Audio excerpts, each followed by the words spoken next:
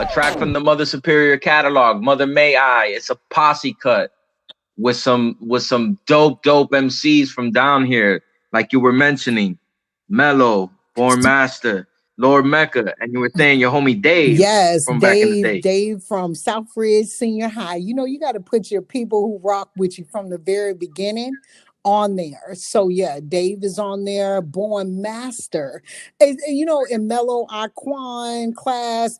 And you know, I listened to it like I was telling you, and I try and every time I hear it, every now and then, one of those guys make me feel like golly.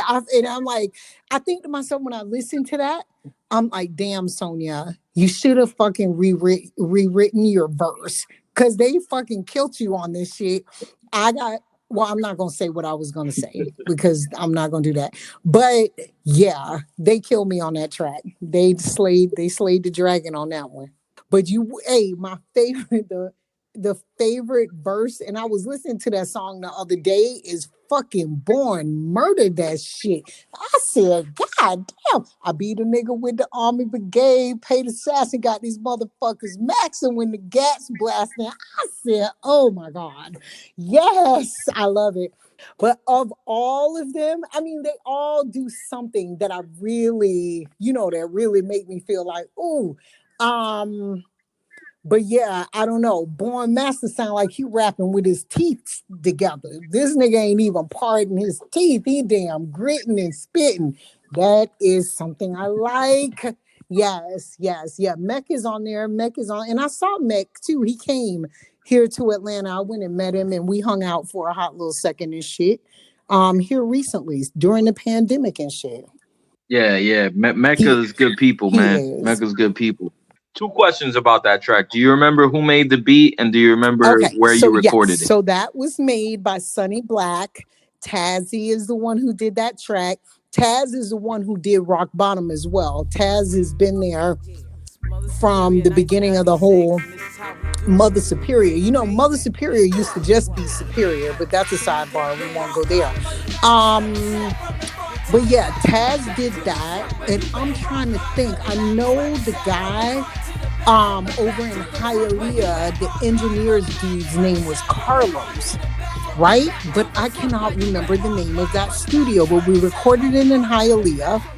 The engineer's name was Carlos. That's all I got for you. But we recorded that in Miami. That's Taz, part of those funky bastards. And Taz is still producing great music right now today. So yeah. Another thing I'm gonna say, like with Mecca being on that one, and what was your relationship, if any, with the Oh Science Room? You shit, remember me and them Drew brothers? just did a song. I'm waiting for this guy to come back with the animation for the video. So yes, me and Drew. That's everybody love Drew. Um, and yeah, I used to be up in the science room, hanging out. I mean, I've been pretty much all around Miami doing anybody whose name you can call right now. It's not a lot of people that I actually spent like a lot of time with, but like the people that we're talking about now, absolutely. Be dope. Those funky bastards, Born Master, Dave, Kimani, like those are like part of like the family upbringing through this shit, the support system, the inspiration, the people who sat up with you and smoked mad blunts and freestyle with you till 4 o'clock in the morning. Like, just that whole everything when you super young like that and you just doing shit and you don't even know what you're doing is going to end up being something that people will regard later on in life. But Drew, yeah, Drew is my nigga. And Drew sent me a track about a month ago. And when I tell you the track was beautiful, it was musical, it was melodic, it had a lot of feeling to it. It didn't take me no time or no effort to write the verse that he wanted me to write. Now I'm just waiting for Drew from the science room, drunk Drew, as I know him, to come on with that video, and then you guys will be able to hear it. So yeah, spent a lot of time at the science room. Drunk Drew, man. I never knew him personally up until I think I met him. The first time I met him was Hmm. '05 or '06, and prior to that, I just knew him from there was a Oh, Hoodstock promo that would be played on 91.7, and he was like, Mellow Ike was on it for sure. And then basically he's like on the outro and he's like, all my niggas on the woo! move. And I just, the first time I met him, and like he spoke, I didn't know, oh, that's the guy from the track. But he talked to me, and the minute he spoke, I was just like, yo, wait a minute, bro. Were you on, this Hoodstock promo? And I started singing to him. He was just like, yeah, that was Yeah, me. And very we had cool, cool very people, good man. people, and I super did. recognizable voice. And it's crazy you mentioned Hoodstock. Yeah, that was a, oh my gosh, I miss Miami so much. I hate COVID, and I want to go home. I want to see my old girl. I'm just like, oh, okay. Well, let's get into this because Hoodstock, the iconic festival that went down in Wynwood before Wynwood would become what it is today with the whole art gallery takeover. Uh, what's your memories of Hoodstock? Did you go to all of them, or Well, is I'm there pretty one that sure you I was went at to, a or? whole bunch of them. My, memory is a little foggy because of several, things that we won't go into. But yeah, I spent a lot of time hanging out at DJ Raw's place, Zulu Gremlins. Who's the iconic b-boy. This dude is still out here traveling overseas all across the United States, doing these b-boy things with everybody, Crazy Legs, everybody. Zulu Grims is man. So he used to be down with Raw.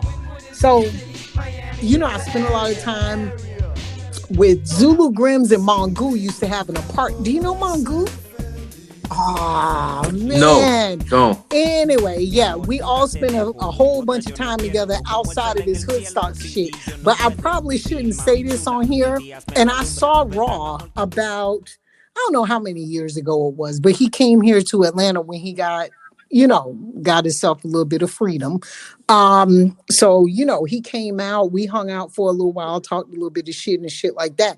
But yo, Raw got me in a situation with the Fugees. I could tell you so many crazy stories of these crazy people in Miami and the crazy wild shit that we used to be doing. But yeah, yeah, me and Hood, Wait. What was the situation with the Fugees? I don't want to talk about it. Cause Raw, Raw crazy and shit. Oh He might no. still be crazy. He's still crazy. You seen him? I see him online. I follow him on IG. He's got his he's doing the That's not medicinal thing right now. surprising. I'm gonna say, yeah, this guy was so pissed. Okay, so I'll tell you the story, and he'll probably find a way to find me and be like, "You ain't tell the story right." So this dude, That's okay, okay. I'll so get him on the podcast. Raw. Okay, let me remember it correctly. So I don't know if the Fugees were supposed to come and perform after that show that was at the Cameo, was supposed to come over to do Hoodstock or something. Anyway, whatever it was, Raw wasn't happy about that shit. I'm gonna just put it in a nutshell. He wasn't happy about however it transpired, and somehow he just dragged me into it and was like, "Yeah, Mother Superior, this, that, and the third, and she know what time it is, and blah blah blah." So now when I get to New York, it's like all this weird vibe and all of this other stuff. I don't want to go into detail. Let's just say, yes, I've been at a whole bunch of Hoodstocks. I remember when they got the Hoodstock bus and got all the graffiti painted on the outside and drove that shit from Miami to New York. So yeah, I go way back with the whole Hoodstock shit before they even knew they was gonna have a Hoodstock. Because I think the Fugees were wanting to do Hoodstock somewhere else and were kind of like stealing this guy's idea. And this nigga is a straight Miami dude who ain't for that fuck shit. So that did not go over well. And I'm going to leave it at that.